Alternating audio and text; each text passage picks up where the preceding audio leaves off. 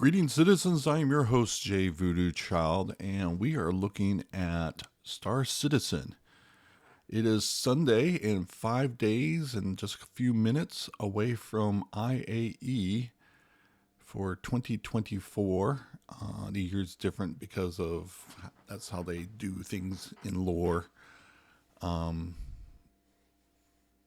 compatibility.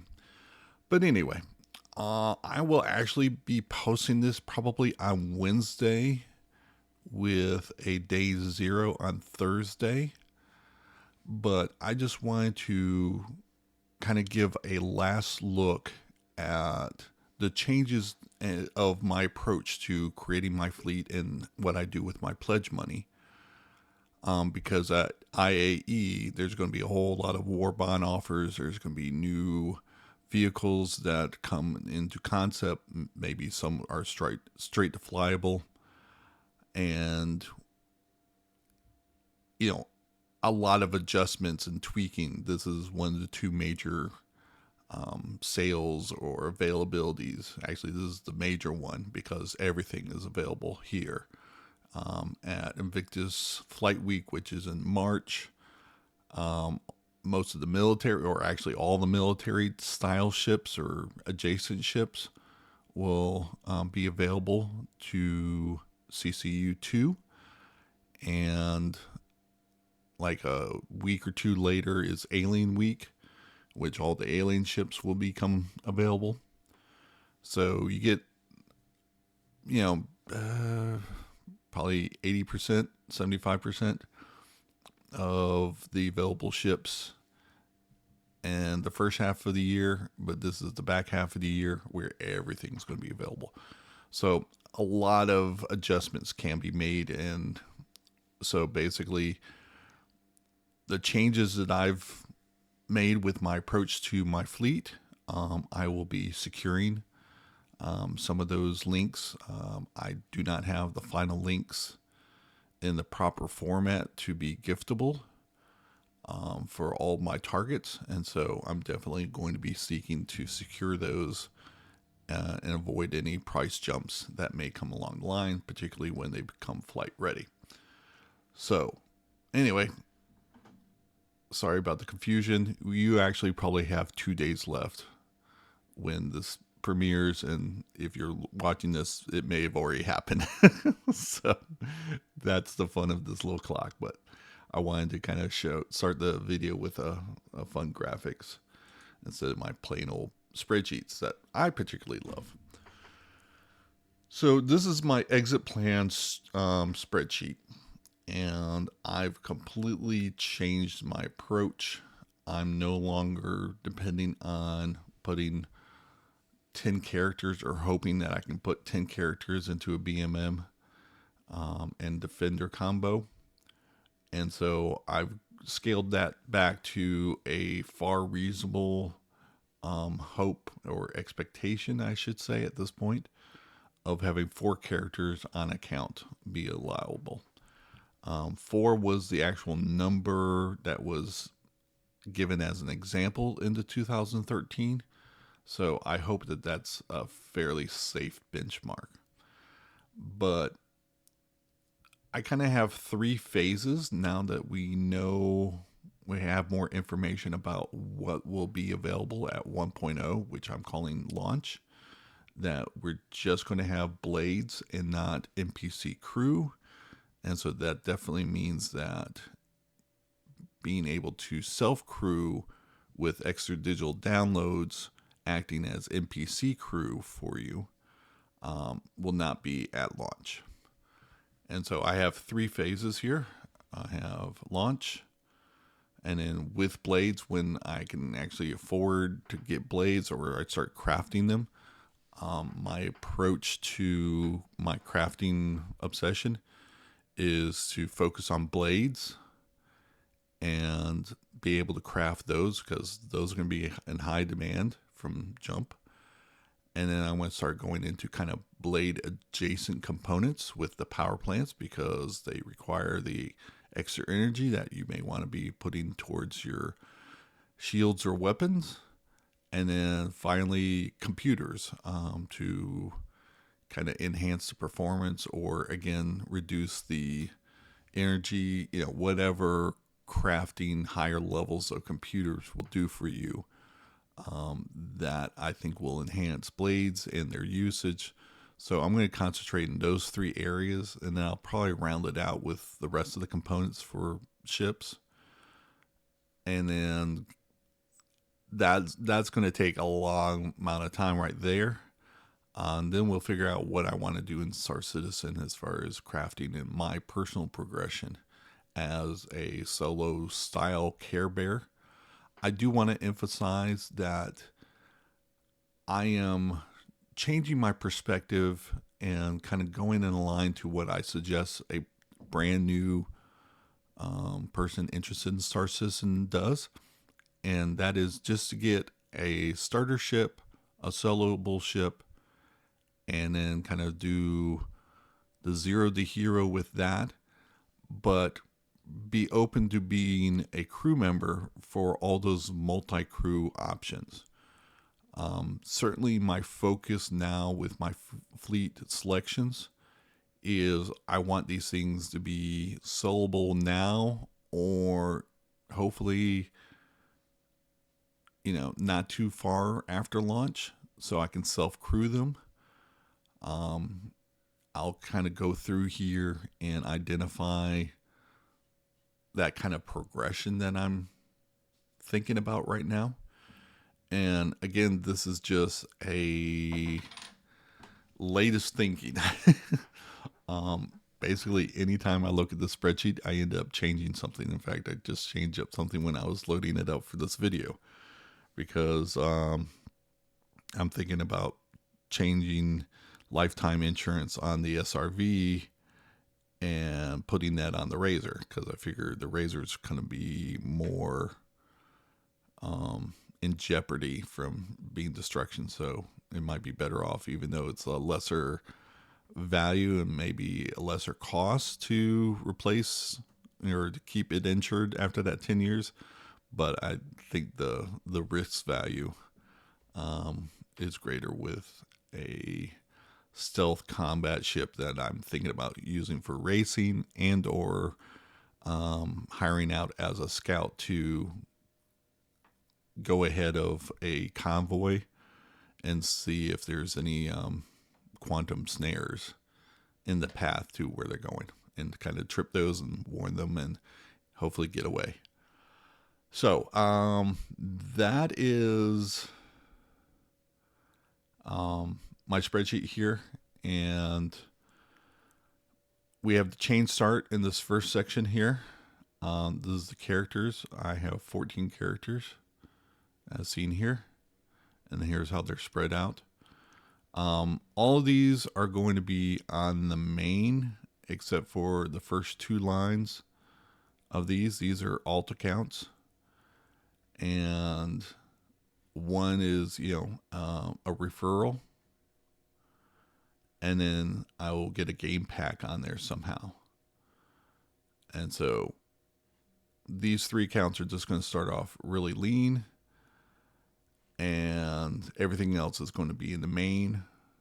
And then as things progress, I might start moving things to the main to deal with crews, with blades, and to have the availability of someone logging in, close friend logging on to that account and playing that character while I'm running another character, on my main account. And so, and then eventually self-crew, where I'll try and put in enough characters into that account to be able to self-crew the things that I want self-crewed in there. So, and then here's the kind of purpose of that. I want to be a blueprint collector for refining and crafting, and have them on different characters. Hopefully those characters at low risk. I don't know how Death of a Spaceman is going to handle blueprints, or whether they're going to be account bound. So having this start off in the main and eventually move over. I'm not sure whether those are going to remain here or be moved over here. So as development happens and changes happen, and they have a little firmer idea of what launch will be, the part of the exit plan is to stay flexible and adjust with these changes to position myself in order to do the thing that I want to do that will bring me the most enjoyment. And that's the complete focus of this channel, is exploring how do I want to have fun and how do I use the tools and mechanics of Star Citizen's development in order to bring me that, and share those ideas with those communities, get feedback from other people's perspectives on how they're doing things, and hopefully in those conversations have better ideas, like, listening to someone else's podcast or one of their videos. Something that didn't dawn on me is that in the new crafting system, the Crucible may be a crafter for kind of ships and vehicles. So I've changed that over to let me see, what did I do with my Crucible? Here it is. So yeah, I'm putting that on one of my referrals. So, getting that idea, hearing that from someone else, puts me in a better spot. And hopefully by exploring some of these ideas, my point of view, I can help you out on saying, okay, well, that guy does some crazy stuff and he certainly leans heavily on this very, very old document, which may or may not come true. But, maybe he has some valid thoughts, and maybe I can, get a couple of extra digital downloads to have around in case they do pan out the way this guy thinks it will. So anyway, let's get into some of the larger screen zoomed in. And so I can go over. These are my 3 alts. Again, each of them are built off of a referral back to my main account. So 2 or 3 years ago, I did. Actually, I don't know when that was. Yeah, probably 3 years ago. There was a offer on MPVU, so I got 2 there. And I'm going to create a liberator. I'm going to show you how I'm going to get those liberators when we look at my last spreadsheet and look at the chain specifically. But anyway, here's the target Galaxy. I'm putting the refining mod. The Endeavor, I don't know what's going to happen with the Endeavor with all these updates on crafting and whatnot, because my original thing was to do overclocking. But as items have different levels to them, 3 for regular items and up to 5 for vehicles, is overclocking going to be a thing? And what is the super collider going to do? One of the major things that I think they can do with the Endeavor is research. Now, they've sold the super collider, so I think they have to stick with that. What that ends up doing, who knows? And that's I haven't purchased them, and I guess I should stop right here.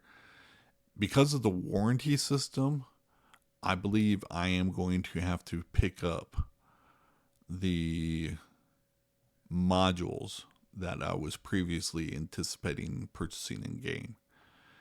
And that way, if that ship happens to be destroyed, I don't have to have the hassle of finding, where those are sold and then getting them installed before I get back to these critical functions that I want to be doing, like refining or, research, or the Caterpillar is another one. Even the Apollo, having certain bed layouts, even though I don't think it's not an extra mod that I have to buy here. So yeah, there's that thought. But and like I said, they're just going to start off with 2 vehicles and 1 account. Each of them are going to kind of focus on a particular guild function. And this is to unlock those blueprints that are going to be behind that rep wall. So I got 3 of the 4 here, and then the 4th one, the racing one, sports one, is going to be on my main, and I'll explain that a little bit. But so yeah, a lot of information to take in. Eventually, I started looking at. Well, hold on one second. Let me pull up that. Okay, here is a start. I belong to a Discord community that I'm fairly active in. That's hosted by Billionaire Ninjas and his YouTube channel, and now he's going over to Twitch as well. One of the members there in spades came across this document, this guide, and I believe it's hosted by these 2 people here. Thank you very much for this work. It's brilliant. Sorry for the quality on legibility. Just in the quick trying to pull it up, this is when I got it, this particular Zoom. But here you can see the 6 different guilds that are in the game, and the missions that are probably going to be under them, and to collect reputation. And so I wanted to kind of go through here and say, okay, for a breakdown engineer, refueling is going to be handled by which vehicles? Towing is going to be handled by which vehicles? Okay. Do I want to have a vehicle? Is there something sellable or self-crewable that I can cover that type of mission or that type of mission, and try and get as many of them as filled, and as many of them filled on 1 account. That way I can have the main person always collecting, that particular guild reputation, and to concentrate that account to that guild to, beeline to unlocking all the things that are available. And that's, the blueprints are certainly nice, but I also want to have complete access to everything in the game. Now, it was fairly easy to come up with the non-combat stuff. The combat guilds, I don't know what I want to do. I'm a Care Bear at heart. I don't find enjoyment from messing with other people and disrupting their progression. That's just not something I consider fun. I don't hate on other people that play differently than I do, but certainly I control what I do and how I approach the game and what I consider fun, so I kind of lean into that. Where these combat guilds and what is the best character to develop that, and how does that affect access to do other things in the verse, I don't quite know yet. I'm still having to get to a comfort zone. Eventually, I do want to have 1 character in each of these, again, just to unlock the access and availability to all that they do. So there is that. But yeah, this is a great sheet to have, and kind of has helped me plan, kind of using my filters now that, I'm going to stay small, and I want to pledge for anything that I think I'm going to use based on what's needed for a particular guild. And then, crew another buddy's multi-crew ship if I want to enjoy that gameplay, that camaraderie, and that fun. And certainly I will be doing that a lot, but when I come home at a random time and I only have so much money, it's so much time to spend on the game, then I want to do that solo, and I want to do something fun and entertaining for that moment. So I want to have options that I can choose this, or this, or this, or that, and, you know, do that thing that will bring me that enjoyment. That I think is this a good way to position. So that's how we got him up here. Um, Again, Endeavor, don't know what's going on. C8R, and this is going to be at launch on Alt 3. And then eventually, I want this person to roll over to be a crew member for the Apollo. And then, probably have this as the main person. But anyway, so they can continue building this medical Academy of Science rep with the Apollo or the C8R, and just kind of go on from there. The Terrapin is kind of its own thing. I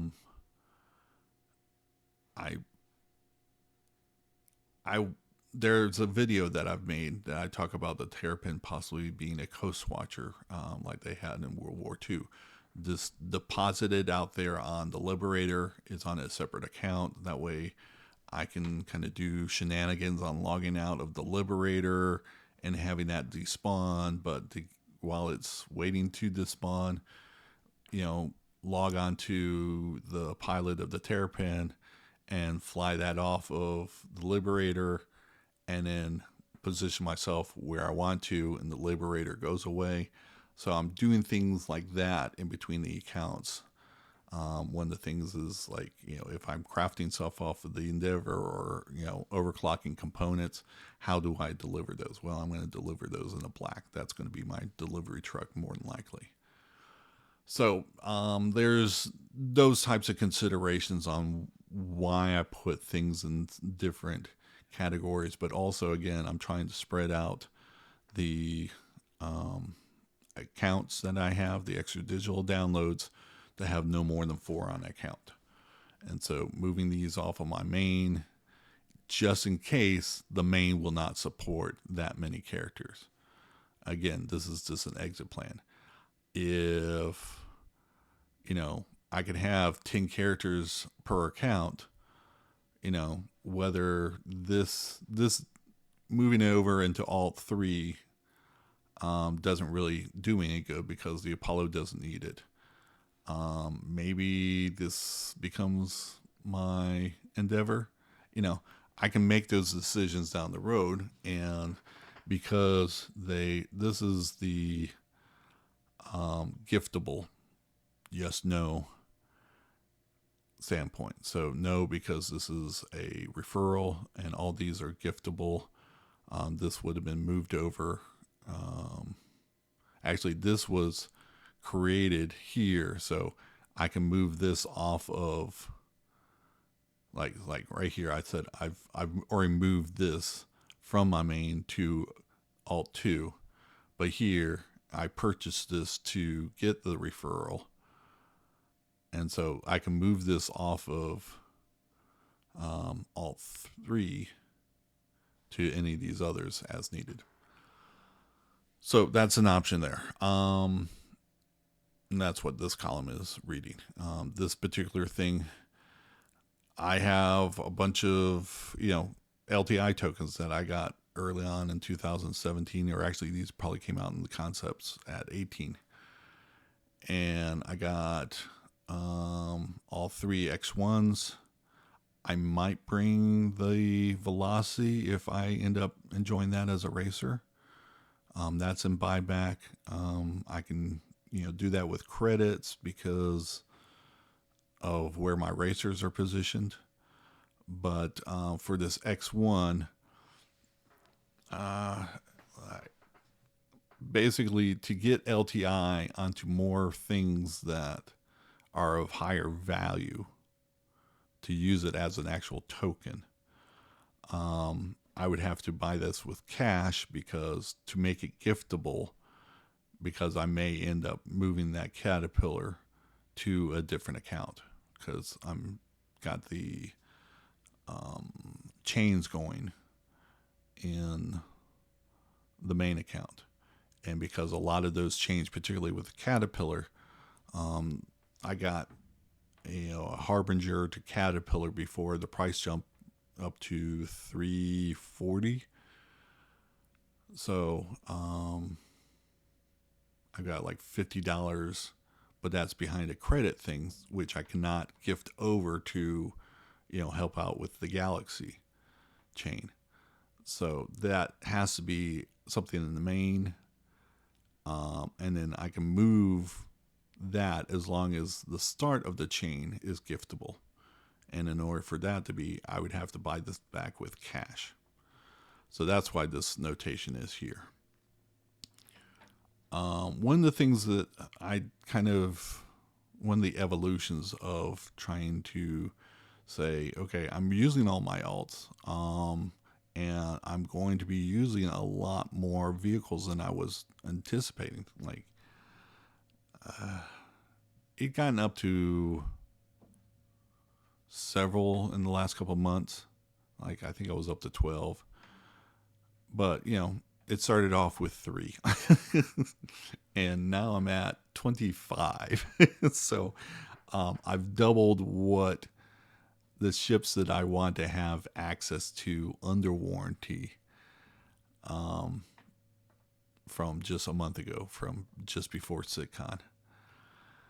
So I started wanting to utilize some of those LTI tokens, and it didn't make sense to have, an X1 Force under LTI when I could change that into a higher value and put LTI on the door and just get the X1 Force somewhere else.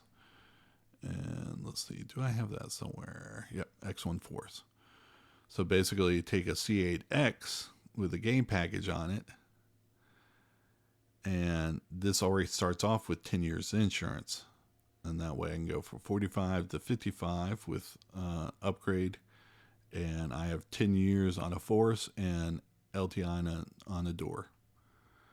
And I did that with the Force, with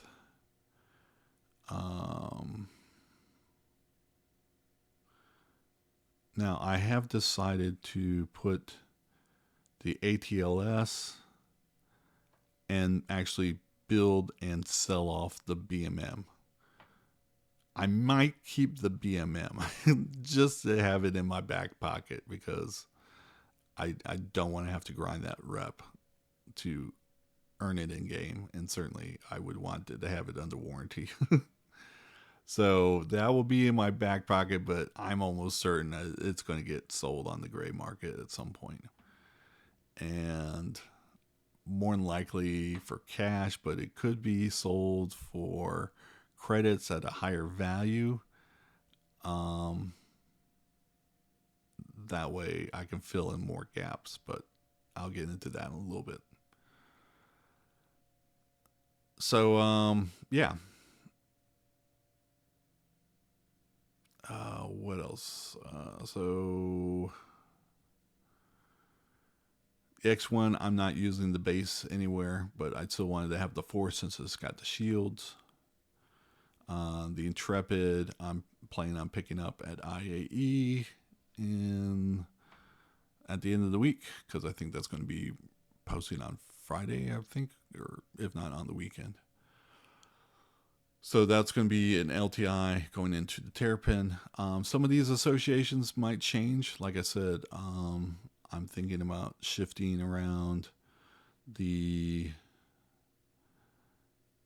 let me see, what was it? The Razor and the SRV. Where is it? All right, well, here's the Razor. It's currently got 10 years, but I'm thinking about switching it with the SRV LTI. So just swapping them out. I guess I can just scroll up here. So now I have 4 accounts, 14 characters, 25 vehicles, 16 of them LTI, 6 of them with 10 years. Here's what they are. 2 under 5 year. Again, I had to go for the really cheap ones. I wanted to put into lower term insurance because they're going to be cheap to maintain insurance because of their overall price inside the game. So I'd rather have that on the shorter term if I have to, and then use those LTIs. I don't have a Dragonfly LTI, but I do for the ATLS, to use that elsewhere on, a more expensive ship that, if I can avoid paying insurance, sure, I'll take it. And then the one with no insurance on it is the F8C, which I intend to earn from Squadron 42. There's going to be hopefully still a achievement in there. We don't know what that's going to be, but to bring that into the game, and certainly the first citizen that I get, when I purchase that transferable warranty, it's going on to this FAC, because this is going to be the only thing out of the 25 that doesn't have a warranty on it. So there's that. But let's take a quick look over to my chains here. And, these are the targets along the top. And this is how I'm planning on building them. Might do some buyback upgrade shenanigans over here. But more, again, I'm planning on getting a BMM, possibly selling them. And then all this stuff past the BMM are just spares that I rotate in and out as needed, or if I have extras that didn't get used. So this is what I'm thinking. And, certainly CitCon changed this completely. And I kind of wanted to give you a preview, an example, a demonstration of what my thinking is now going in before IAE, which I will be posting this again on Wednesday, and it starts on Friday. So just to kind of give you some time to say, okay, if you want to start looking at, get everything under warranty, that's the best value of my pledge money. Then, that's just a way, an approach that someone else is taking, and it might appeal to you. And if so, this is how I did it. Again, all these chains are unapplied. And so I have that flexibility to say, okay, if they say, all right, Corsair is not going to be a solo god, you're going to have a co-pilot there to handle most of the guns, or, with the Antares, the co-pilot is the only going to be one to use the MP or the dampener. If things are going away from the solo things that I want to do, then I can adjust things. I can shuffle all of this stuff around, and I have several times to say, okay, what is the best savings or value I can get out of a certain combination based on my new requirements? And so that's how I'm approaching this. So thank you all for watching. I hope you get something out of this content. If so, please consider giving it a thumbs up. Subscribe and click the bell icon to be notified of all the videos that I intend to put up during IAE, the daily specials, and some thoughts along the ways on some of the new ships and what they mean for the CCU game and just targets in general, as far as, game loops that you may want to be involved with.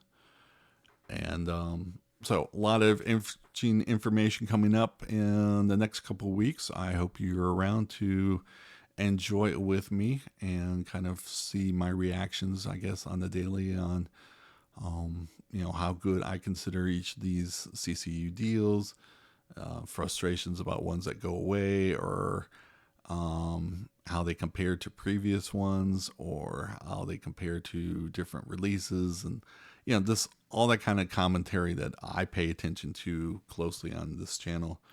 One of the things I try and do is just limit my scope on things I keep up with. That way I can kind of get more detailed and not get lost in, not considering things for a couple years and like, oh yeah, I've been talking about all this other stuff. And what was I saying 3 years ago? That kind of stuff. So anyway, thank you all for watching, and take care. Have a good one. Bye.